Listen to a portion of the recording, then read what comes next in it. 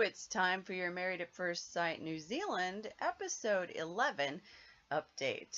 Okay, well, we revisit Belle and Hayden. We hear more of the back and forth of the Hayden and Vicky texting incident. Remember, Belle and Hayden were, he had just came back to the apartment. Things were a bit touchy, but anyway. Ben visits with Vicky and Andrew. They, of course, talk about Belle. He says she was hiding in the car. They speculate if she's back with Hayden. Possible drama happening at the dinner party later that evening. Angel and Brett discuss more, possible outcomes for tonight as well, hoping to not be the same as the last cocktail party, the whole tense situation, and they really hope to not repeat it. And I agree, but we know this whole thing is building up to it, don't we? Belle and Hayden talk about the party tonight. He wants to avoid talking. Belle says she's using rudeness as a reason why she may be talking to the others, because she doesn't want to be rude, She claims that she's going to back Hayden up. She claims she's going to back Hayden up, okay? Just remember that.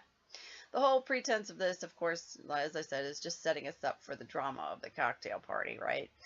On to Ben and Aaron. Aaron is exhausted, and when he's tired, he gets quiet.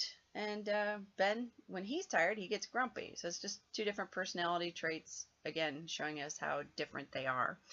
Ben tells Aaron about seeing Belle in the car, etc. Aaron doesn't buy into the drama. Thank you. Ben wonders about Hayden and the cocktail party.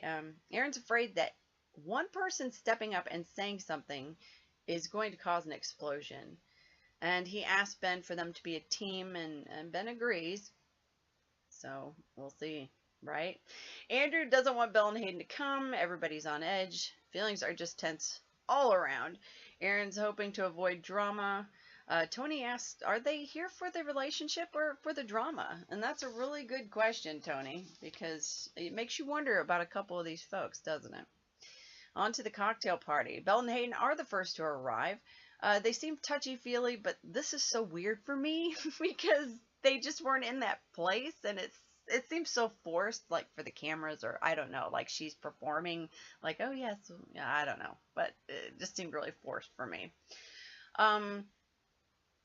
So it was just weird. Our experts, Dr. Pani and Tony, await the next couple to arrive, like the rest of us. And on the way there, lots of people are reassuring each other to be a team on the way to the party. They're all, it's like they keep talking about it, but Ben's building up for a fight.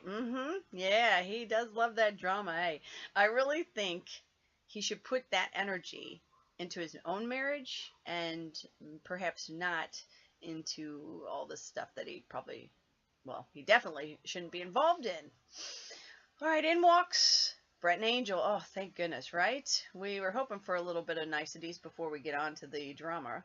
Dr. Pani's pleased. Tony agrees and says that, of course, their smiles are contagious. And who doesn't want to hang out with Brett and Angel, right? Because we like them, don't we? Angel was telling of their time together. She asked Belle and Hayden about their time, and after an awkwardly long pause, they talk about rock climbing, etc. And it seems like then it's progressing. But in walks Vicky and Andrew. Vicky's surprised. Andrew makes a noticeable dig, notes Tony. They bring up the awkward splitting of Belle and Hayden. The experts note how Andrew is a people pleaser, and Vicky, knowing this, can get him to do what she wants him to do. Of course, more small talk, the pig, etc. Ben is ready to stir some shit up, let me tell you. Aaron looks worried and says, let's just have a good time, yeah? Ben says, let's do this. Dun, dun, dun. They walk in, and then Belle leaves Hayden's side immediately to go to the others. Our experts discuss Ben's visible reactions, and Aaron is again hurt that Ben runs off with Vicky, and the others sit at their table. They act bitchy. Hayden's isolated away from Angel and Brett, where he at least had some people to talk to, right? Well, now he's right across from Vicky and Andrew. The worst possible location for him to be sitting in. Oh, no. Yeah, well, they come out and ask Belle and Hayden's situation. Hayden says they're doing their own thing. And at that point, it should have just dropped, right? Hayden then peacocks a bit. He takes off his jacket, shows his guns. Vicky and Andrew bait Hayden then into conversation, but then immediately shut him down. He's trying to talk, but nope, it's not happening. Belle goes to the toilet, of course. Vicky, she wants to come. What's she up to? I wonder. They question Vicky's motives, the experts that is, as well as everyone else. Belle needs to stop engaging with Vicky, and she basically left Hayden, and they were gone a while. Dr. Pawnee points out that when Belle returned, she lied to Hayden, and that Belle has way too many stories. She tells different people different stories, and I think she forgot she's being recorded. So perhaps look back at this. Well, maybe give her a wake-up call or something. I don't know. We'll see. Dinner is served. Ben then steals Aaron's seat while he's at the toilet, which is unfortunate because Aaron tried to sit himself between Vicky and Ben to prevent the drama being stirred up. But yeah, it's unfortunate. Ben starts to whinge about, oh, this conversation's boring. And it looked to me like Angel heard him. But you know what? Angel, ever trying to be the positive person, tries to be positive and, tries to continue conversation, etc. Vicky and Ben then run off to the toilet. And they were gone a while, of course. Even Aaron and Andrew joke about it. Oh, yeah, they could be gone for hours or whatever, which is really sad, actually. When they finally come back to the table, Ben tells Aaron Vicky is going to say something. Aaron is dying inside. Oh, poor Aaron. This is what he didn't want to happen, right? Vicky says to Hayden she wants to ask him something. She asks his reasoning for saying things about them, but I wasn't really clear on that because, again, she mumbles a lot, and it's hard to make out even with, like, the subtitles. I got lost a bit. He tries to tell his side, but she keeps interrupting him. And then Ben pipes in, and then all hell just seems to break loose. And of course, right at this moment, as all hell is breaking loose, I get a phone call. So I missed a bunch, but basically what it boils down to is Bella's sitting there not saying a word. She just sits there and cries. She doesn't stick up for Hayden. They're attacking him. It was just boom. I mean, they just wouldn't stop. Finally, our experts, they say this needs to be shut down, and the producers then they intervene, and they basically, that's it. The cocktail party's done. It's over. Thank goodness. The whole situation, Vicky and Ben, they bonded over it. Aaron is sad. Brett's angry, and I don't blame you, Brett. I would be mad too. Here he was thinking he was just going to come have a nice dinner, and that was not to be. Ben continues to just grill Hayden and on, and it's sad because, the whole thing, Belle, she didn't stick up to Hayden. She lied to him. She shut off. She never said a word. I don't think she's ready to be a partner to anyone. It was uncomfortable. Obviously, just watching it was uncomfortable. Then the sad thing is, then Vicky is laughing.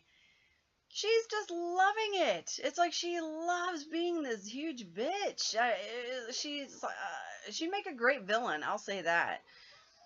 One positive thing I'll say, her eye makeup was on point. I really liked her eye makeup, but that doesn't make up for the fact that, wow. Following the dinner party, Belle and Hayden apparently met with the experts and are finally done, which, in this situation, it was never going to work. It was never going to work. And now Belle maybe she can go sign up for another show, because maybe, 3's a charm. I don't know. Oy. Brett, next morning, he says he was upset about all the drama at the dinner party. Angel makes him brekkie. It's the best brekkie he's ever had. And she says he always says that. And I like that because that reminds me of my husband and myself. He always says that stuff too. Ben and Aaron. Things are tense. Ben apparently is angry at Aaron for sitting quietly at the dinner party. Ben is going to go home because, he's just had it. Aaron says he's torn because he felt like maybe he should have stuck up for Ben, but then he's not the type of person to argue at a dinner table. And I'll just say this, Aaron, there was no need to stick up for Ben because Ben was the instigator. And you can't... the person who should have been defended at that point was Hayden, because he was the one being attacked. So you don't need to feel bad for not sticking up for Ben, because there was nothing you could have done. Now, if he wanted you to pipe in, that's one thing, but that's not you, and I'm glad you did the right thing. You didn't buy into it. You didn't jump in the drama. You did the best you could in that situation. And you know what? I commend you for that, because, you know, you avoided the drama as best as you could. It's just unfortunate that now he's going to get blamed for not stepping in or something. I don't know what the problem is. Then we find out Ben is also irritated because Aaron is supposed to spend some time with a former boyfriend. Dan, I think is his name.